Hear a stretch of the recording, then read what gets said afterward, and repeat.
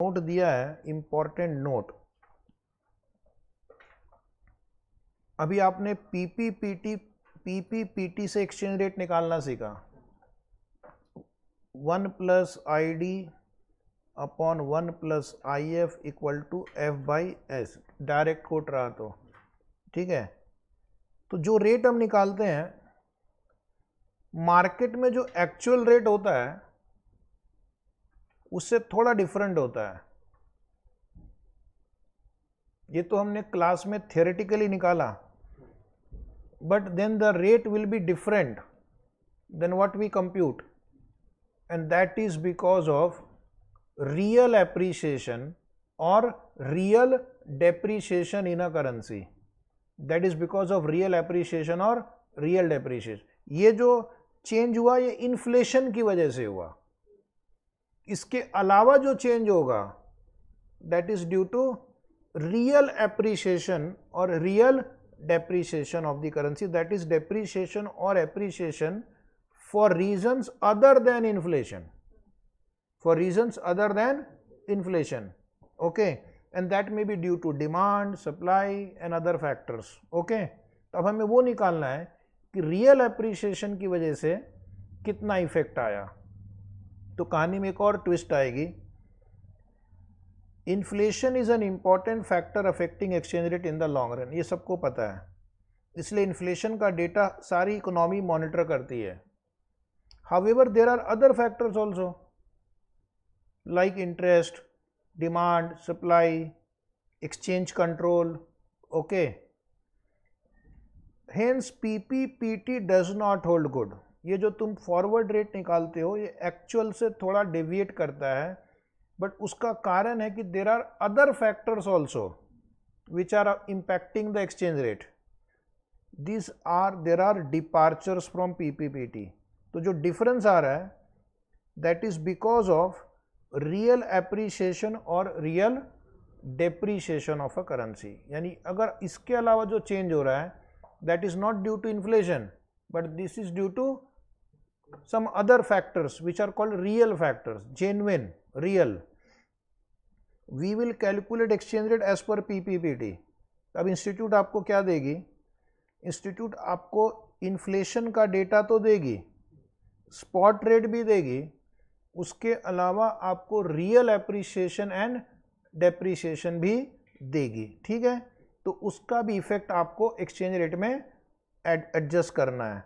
Then adjust the same for real appreciation और depreciation। Like अब आपको 4 टाइप के क्वेश्चन यहाँ पे आएंगे, बहुत इजी है, ऑलरेडी हमने फर्स्ट चैप्टर में भी किया था। उन्होंने लिखा है कि exchange rate is a per unit of B. क्या दिया है? A per unit of B. अगर बी का रेट दिया हुआ है, rate per unit of B, और बी अगर 5% से अप्रिशिएट हो रहा है तो डायरेक्टली मल्टीप्लाइड बाई 1.05 यानी 5% से उसको बढ़ा देना है। और अगर बी डेप्रीशिएट दिया हुआ है, याद है हमने ऐसा कुछ किया था, हाँ जी, ये बेसिक चीज़ें याद रखनी मैथमेटिकली। अगर ए पर यूनिट ऑफ बी दिया और बी एप्रीशिएट या बी डेप्रीशिएट हो रहा है तो प्लस माइनस डायरेक्टली करना है, इज इट राइट? यानी इसको आप इंटू 1.05 कर देना, या जो भी आंसर आएगा इंटू 0.95 कर देना अगर 5% से रियल डेप्रीशिएशन हो रहा है। लेकिन इंस्टीट्यूट तो इंस्टीट्यूट ही है, वो आपको एक दो बार हमने पहले भी देखा कि वो जो करेंसी ए यहाँ पर है उसका डेप्रीशिएशन दे देगी, और स्टूडेंट भी जल्दी जल्दी में क्या करता है +5 -5, वैसे नहीं करना है।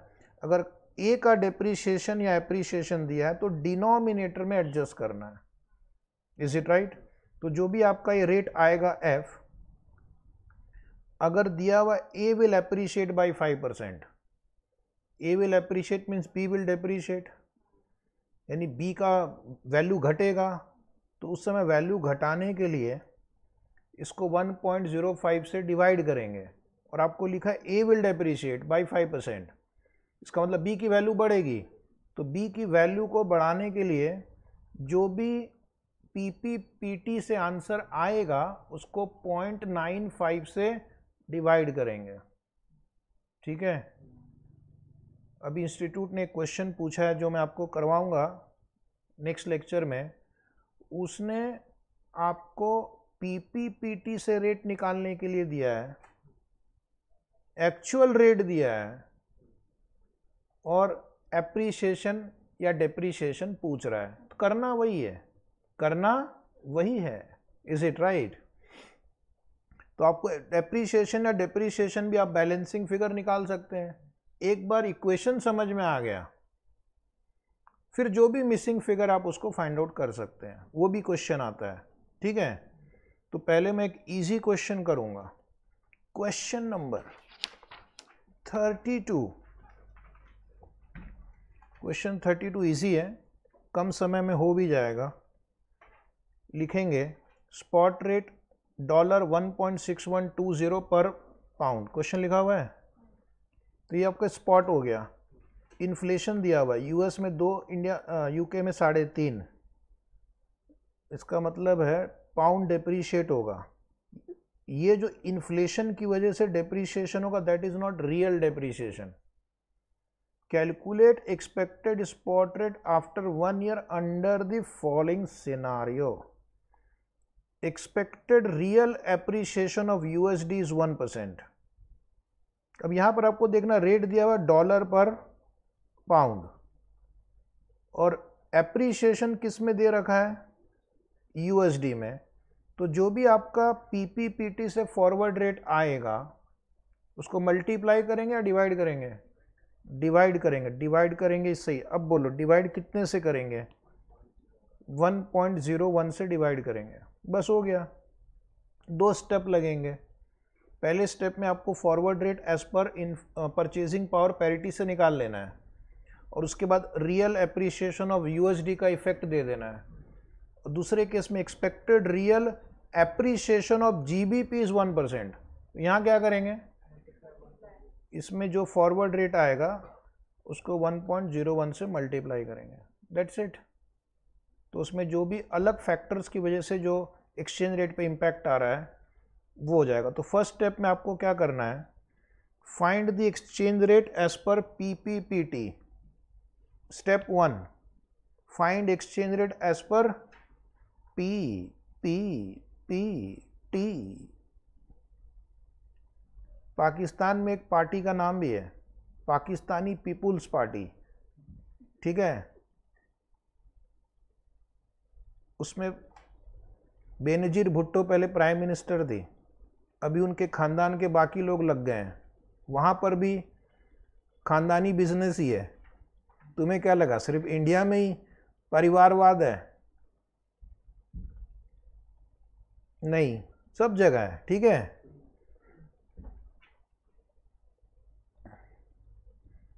आंसर बोलो। 1.58864 डॉलर पर पाउंड। वेरी गुड, 4 या 5 डिजिट में लिख सकते हैं। नॉर्मली हमारा आंसर यहाँ पे कंप्लीट हो जाता था, लेकिन इस बार उसने real appreciation of USD, real appreciation of GBP भी दे दिया है।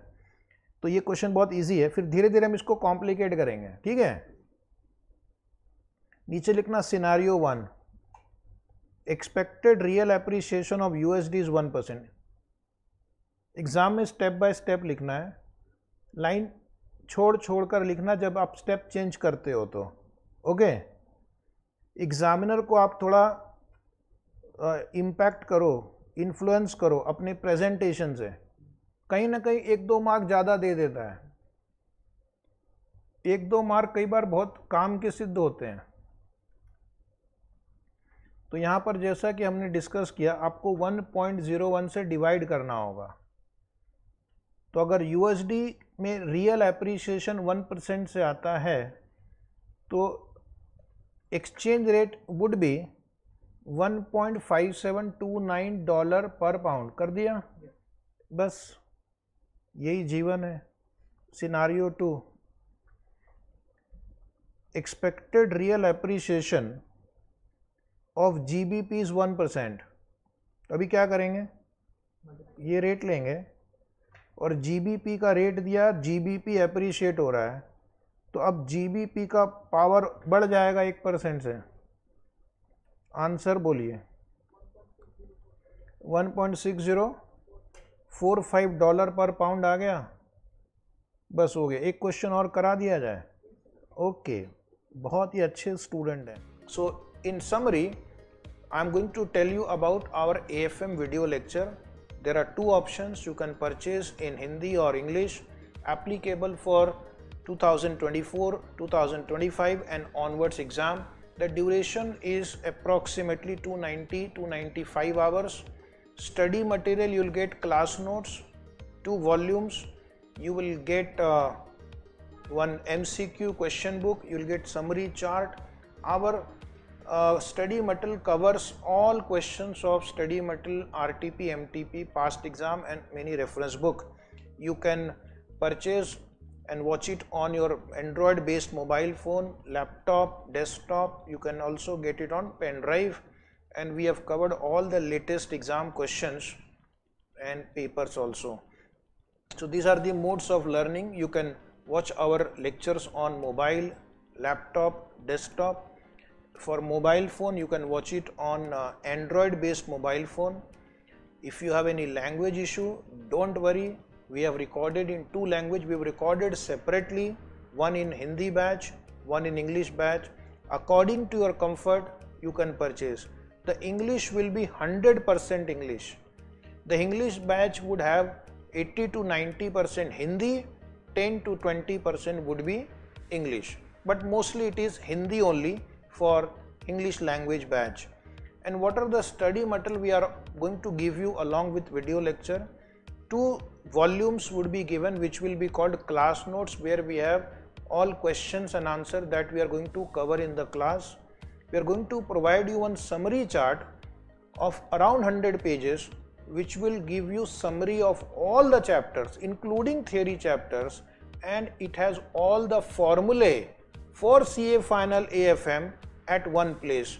And then you will be given one high quality MCQ book also, which contains very good MCQs on each of these topics. Each topic we have found out from our different resources, and we have compiled one MCQ book. What about the price? That is your question. So there are 2 options.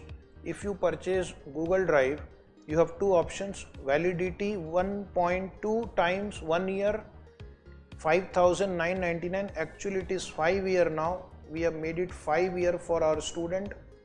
You can watch it anytime in the next 5 year. I hope you will not require 5 year time. Or if you want a higher views, you can take 1.8 views with 5 year validity. And if you want in pen drive mode, you will have to pay 1,000 rupees extra for pen drive. So I think our prices are very reasonable. The objective is that most of the students should get the benefit of this high quality lecture.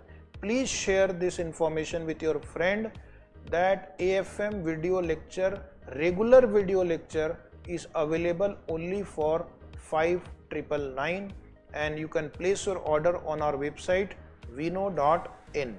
If you have any doubt, any query, we are going to help you out. You can ask your query on email asfoundation1@gmail.com.